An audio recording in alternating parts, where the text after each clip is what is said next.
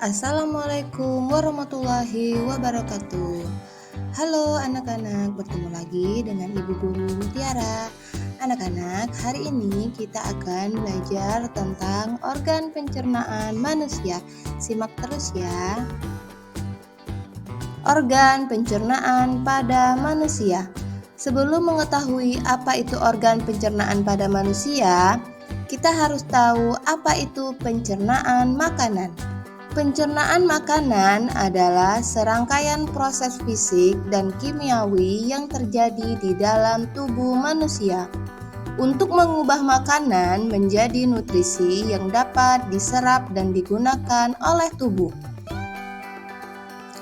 Selanjutnya, proses pencernaan dimulai dari saat makanan masuk ke dalam mulut dan berlanjut melalui sistem pencernaan yang melibatkan organ-organ seperti mulut, kerongkongan, lambung, usus halus, dan usus besar.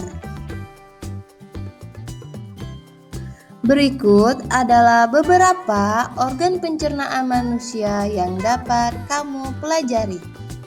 Perhatikan ya. Mulut.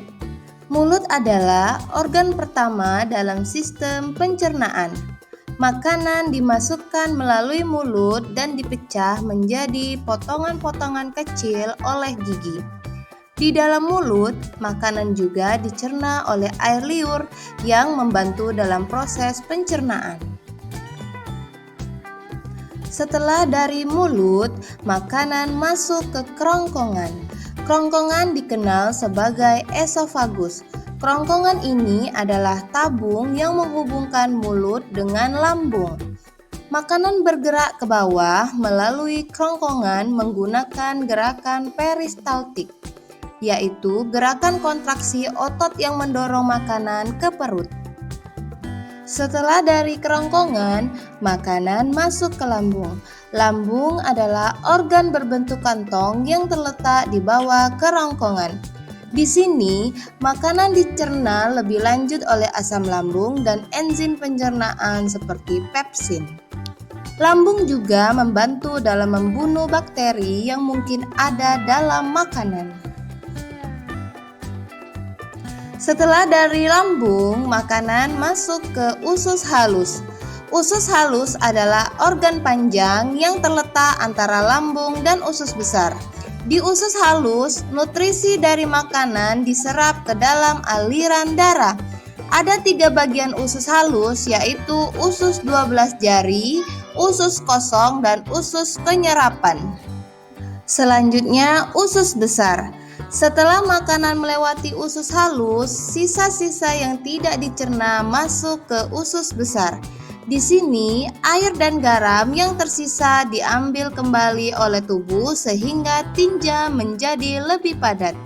Usus besar juga mengandung bakteri yang membantu dalam proses pembusukan makanan yang tersisa. Terakhir adalah rektum. Rektum adalah bagian terakhir dari sistem pencernaan. Tinja disimpan di rektum sebelum dikeluarkan dari tubuh melalui anus saat kita buang air besar. Baiklah anak-anak, itulah tadi organ-organ pencernaan pada manusia. Kalian masih ingat kan ada apa saja tadi? Ada mulut, kerongkongan, lambung, usus halus, usus besar, dan rektum, dan keluar melalui anus.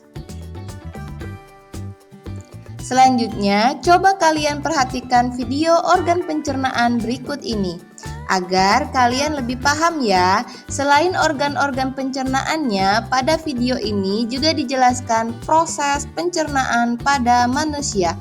Perhatikan ya. Proses pencernaan manusia dimulai di dalam mulut. Gigi memotong makanan. Kelenjar lidah menghasilkan enzim yang berfungsi untuk menghaluskan makanan agar mudah ditelan. Kemudian lidah mendorong makanan menuju ke kerongkongan. Kerongkongan adalah suatu saluran seperti tabung sepanjang 20 cm yang menghubungkan rongga mulut dengan lambung. Di dalam kerongkongan terjadi gerakan peristaltik, yaitu makanan didorong dan diremas agar masuk ke dalam lambung. Proses ini terjadi selama 5-6 detik. Lambung memiliki 3 fungsi. Yang pertama, menyimpan makanan selama 2-4 jam. Yang kedua, melumatkan dan mencampurkan makanan dengan aneka enzim dan cairan asam lambung. Yang ketiga, memasukkan makanan ke dalam usus kecil atau usus halus hingga lambung kosong kembali.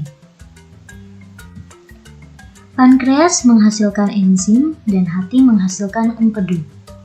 Enzim dan empedu itu membantu pencernaan dan penyerapan makanan di dalam usus halus.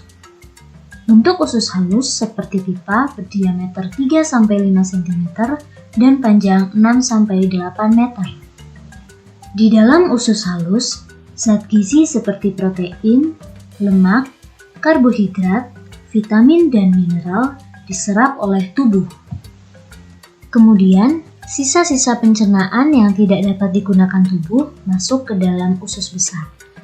Dan air serta mineral diserap sampai habis.